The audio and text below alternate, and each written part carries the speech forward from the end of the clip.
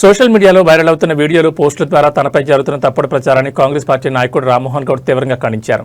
TPCC కార్యదర్శి జక్కడి ప్రభాకర్ రెడ్డి గౌడ కులాన్ని దూషిస్తూ తనపై వ్యాఖ్యలు చేశారంటూ ప్రచారం జరుగుతున్న నేపథ్యంలో బీసీ సంఘాల నాయకులతో కలిసి నిర్వహించిన విలేకరుల సమావేశంలో ఆయన తన వివరణ ఇచ్చారు. ఈ సందర్భంగా రామ్మోహన్ గౌడ్ మాట్లాడుతూ తాను గౌడ కులాన్ని కించపరిచేలా ఎలాంటి వ్యాఖ్యలు చేయలేదని స్పష్టం చేశారు. తనకు అన్ని కులాల ప్రజలతో సమానమైన సాన్నిహిత్యం ఉందని, తన సొంత కులాన్ని కానీ అవమానించే వ్యక్తిని కాదని తెలిపారు. అలాగే సొంత పార్టీ నాయకులపై కానీ ఇతర కులాలపై కానీ తాను ఎప్పుడూ అనుచిత వ్యాఖ్యలు చేయలేదని పేర్కొన్నారు. ఎల్బీనగర్లో పార్టీ బలోపేతం కోసం పనిచేస్తున్న నాయకుల మధ్య విభేదాలు సృష్టించాలనే ఉద్దేశంతో కొందరు సోషల్ మీడియాలో అసత్య ప్రచారం చేస్తున్నారని ఆయన ఆరోపించారు. కార్యకర్తలు ఇటువంటి పుకార్లను నమ్మొద్దని విజ్ఞప్తి చేశారు. తనపై టీపీసీసీ కార్యదర్శి జక్కడి ప్రభాకర్ రెడ్డి చేసిన వ్యాఖ్యలపై పార్టీ అధిష్టానం త్వరలోనే తగిన చర్యలు తీసుకుంటుందని నమ్మకం వ్యక్తం చేశారు. అదేవిధంగా తప్పుడు వీడియోలు రూపొందించి సోషల్ మీడియాలో వైరల్ చేస్తున్న వ్యక్తులపై సైబర్ క్రైమ్ పోలీసులకు ఫిర్యాదు చేసినట్లు తెలిపారు. దర్యాప్తు అనంతరం బాధ్యులపై చట్టపరమైన చర్యలు తీసుకుంటారని చెప్పారు. ఈ విలేకరుల సమావేశంలో బీసీ సంఘం నాయకులు చామకూరు రాజు, కేవీ గౌడ్, బొంగు వెంకటేష్ గౌడ్, రాజు, దుర్గయ్య గౌడ్ తదితరులు పాల్గొన్నారు. సోషల్ మీడియాలో కానీ అందులో వైరల్గా గౌడ కులానికి సంబంధించి నేను జక్కడి ప్రభాకర్ రెడ్డి ఆయన అనుకుంటా నేను అన్నట్టు ఏదో ప్రచారంగా గౌడ్లో బట్టబాజీ కాదు, నేనే అనుడు కాదు, రామ్మోహన్ గౌడ్ కూడా ఈ మాట అంటుండు. వాళ్ళు నమ్మొద్దన్న గౌండర్లు అంటారు, మామూలు బట్టబాజీలు అన్నాయి. ఆయన ఏ సందర్భంలో ఈడ మాట్లాడిండో ఆ వీడియో వైరల్ అయ్యి జరుగుతూ ఉంది నిన్న నుంచి. ఆ ఇష్యూ నేను కూడా చూసిన తర్వాత అసలు ఇప్పుడు కూడా ఎల్బీనగర్ నియోజకవర్గంలో నేను చిన్నప్పుడు రాజకీయాలు ఉన్నప్పటి నుంచి కూడా కాంగ్రెస్ పార్టీలో ఫస్ట్ ఉన్న మీ అందరూ కూడా తెలుసు. అప్పటి నుంచి కానీ మళ్ళీ బీఆర్ఎస్ ఉన్నా కానీ నేను ఒక సర్క్యులర్ పార్టీకి సంబంధించి కాకుండా వ్యక్తిగతంగా అన్ని కులాలకు మతాలకు అతీతంగా సెక్యులర్ భావాలకు అనుగుణంగా ఉండేటువంటి వ్యక్తిని. మీ అందరూ కూడా తెలుసు. ఎగ్జాంపుల్గా ఎల్బీనగర్ నేను ఏది క్రిస్టియన్ వాళ్ళు ఉన్నా అందరికన్నా ఎక్కువ న్యాయపడి ఉంటారు, ముస్లిమ్స్ ఉన్నా న్యాయపడి ఉంటారు.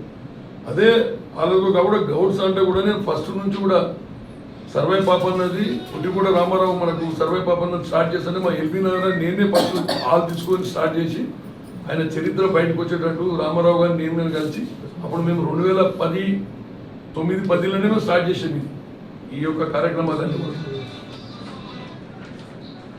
దాంతోపాటు ఈడ 2 సార్లు నేను ఎమ్మెల్యేగా పోటీ చేసినప్పుడు కూడా నేను దగ్గరకు వచ్చి ఫస్ట్ టైం మొదటిసారి కూడా నేను 2వ ప్లేస్ వచ్చిన మీ అందరూ కూడా తెలుసు. ఆ రోజు కూడా నేను 15 రోజుల ముందే టికెట్ తెచ్చుకుంటే అందరికన్నా ఎక్కువ మా కులస్తులే ముందు గౌడ్స్ చాలా మంది ఉంటే నాకు బ్రహ్మాండంగా పనిచేయడం జరిగింది.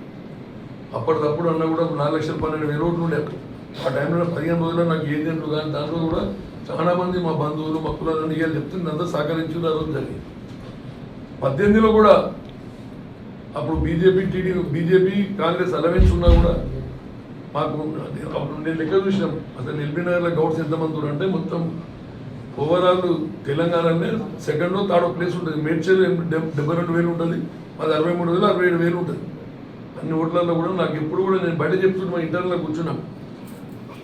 ఎల్బీనగర్లో ఓటర్స్ మొత్తం మ్యాక్సిమంలో ఉన్న గౌడ్స్లల్లో నల్గొండ కానీ, మునుగోడు కానీ, కల్వకుర్తి కానీ, వరంగల్ పాటు వీళ్ళంతా ఉన్నా కూడా మా లోకల్ రంగారెడ్డి గౌడ్స్ కన్నా బయట ఉన్న వచ్చినటువంటి గౌడ్స్ పోతే అంటే నాకు 80% 90% దాకా నాకు సపోర్ట్గా ఉంటారు. మహారాష్ట్రలో ఉన్నోళ్ళు కూడా ఒకరిద్దరు పాత విలేజ్లలో కొన్ని ఈపీఎస్ఎన్లలో ఏమైనా ఉంటే ఒక 10-15% తప్ప కత్తిమూలంతా కూడా మన ఎంబడి ఉండాలని చెప్పి కూడా ఎప్పుడు కూడా గర్వంగా చెప్పుకోవడం జరుగుతుంది. అయితే రాజకీయ లబ్ధి కోసం నేను జక్కడి ప్రభాకర్ రెడ్డి అంటే కూడా నాకు చిన్నప్పటి నుంచి మేము కలిసి రాజకీయాల్లో ఉన్నాం, ఒకటే పార్టీలో కూడా తిరిగినాం. సుధీర్ కుమార్ ఉన్నప్పుడు కానీ అంతకుముందు నేను చెప్పేది ఏంటంటే 89 ఎమ్మెల్యే సుధీర్ కుమార్ అయినప్పటి సంగతి. అంతకుముందు కూడా నేను రాజకీయాలలో అంతకుముందు నుంచి ఉన్నాడు నేను మా గ్రామ పంచాయతీ సర్వే ఎలక్షన్లలో కూడా. అయితే ఇప్పుడు ఆయన ఒకటే కాకుండా యాదవ్ల మీద ఒక వీడియో వాళ్ళ కొడుకు కానీ ఆయనది ఇప్పుడు ఈయనది ఒకటి. ఆయన కంటిన్యూగా ఏంటంటే ఆయనకు ఎవరికి ఏం జరుగుతుందో మనకు తెలియదు. దీంట్లో ఏ పార్టీలో ఇన్వాల్వ్ అయ్యి ఏం మాట్లాడుతుందో తెలియదు. నా మీద కావాలని చెప్పేసి జక్కడి ప్రభాకర్ రెడ్డి అంటే నువ్వు గౌరవంగా మాట్లాడతాడు ఏదో అనుకున్నాను. ఆయన నేను 2 సార్లు మార్కెట్ చైర్మన్ హైదరాబాద్ చేసిన రాజశేఖర రెడ్డికి ముఖ్యమంత్రి ఉన్నప్పుడు ఆయన చేతుల మీద నాకు హైదరాబాద్ మార్కెట్ చైర్మన్ ఒకసారి చేసింది 2007లో. 2011లో నేను కిరణ్ కుమార్ రెడ్డి ముఖ్యమంత్రి ఉన్నప్పుడు హైదరాబాద్ మొత్తం మార్కెట్ చైర్మన్ చేసిన. 14 ఎమ్మెల్యే పోటీ చేసిన, మన 18లో పోటీ చేసిన, మా భార్య 2 సార్లు కార్పొరేట్ చేసిన. ఆయన ఏం మాట్లాడుతుంది ఇవన్నీ గౌన్లో నన్ను కూడా రామ్గాడు అని నేను 56 ఏళ్ళకు ఉంది కదా పట్టుకొని ఆయన మాట్లాడే పద్ధతి కూడా ఎందుకు అగ్రవర్ణాలు ఎట్లుంటుందంటే ఈ బీసీలు అంటే మా కూడా మాట్లాడినేమో బోలో సర్కార్ క్యా న్యూస్ అని మాట్లాడతారు, ఫోన్ చేస్తే ఏమని మాట్లాడతారు, క్యా ఏం సర్కార్ ఏందని మాట్లాడతారు. మేము లేనప్పుడు ఫోన్లలో ఫోన్లలో కానీ వేరే కూర్చున్నప్పుడు ఆడు ఈడు అని అది కూడా ఎట్లా అంటే అగ్రెసివ్గా ఆ వీడియో మీరు విన్నరొచ్చు. ఎంత అగ్రెసివ్గా మాట్లాడుతుండంటే ఈ బట్టవాజి గౌన్లోలు బట్టవాజి ముండగొడుకులు బట్టవాజి లంజగొడుకులు నేననుడు కాదు నాతో రామ్మోహన్ గౌడ్ కూడా అంటుండు ఈ మాట అని రామ్మోహన్ గౌడ్ కూడా అంటుండు అని చెప్పి నా కులంని నేను నా తల్లి లాంటి నా కులం పార్టీ నేనెందుకు అనుకుంటాను, నాకు అనే అవసరం నాకెందుకు ఉంటుంది. నీకంత గులగులు ఉంటే నువ్వు అసలు దమ్ము ఉంటే నువ్వు అనాలి, డైరెక్ట్ నా పేరు చెప్పకూడదు నువ్వు అనాలి అని ఆల్రెడీ అంటూ అట్లా అంటే దాన్ని మనం అర్థం ఉంటుంది. కానీ నన్ను అడ్డం పెట్టి నా భుజం మీద తుపాకీ పెట్టి నా వల్లకి నాకే నువ్వు ఈరోజు ఇష్యూ జరిగి ఇది కాకుండా ఇంతకుముందు ఏమంటుండే అందరూ రామ్మోహన్ గౌడ్ రెడ్డిలకు వ్యతిరేకం, రెడ్డిలను అమ్మనాపూతులు తిడతాడు.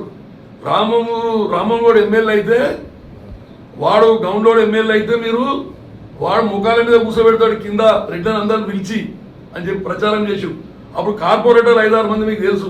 ఆ కార్పొరేటర్ని తిట్టిండు, ఈ కార్పొరేటర్ని కొట్టిండు, ఈ కార్పొరేటర్ని భయం అంటుండని చెప్పి నన్ను ఒక భయాందోళన చేసి అగ్రవర్ణాలందరూ కూడా నా మీద దొమ్మెత్తు వచ్చేటట్టు ప్రచారం చేశారు.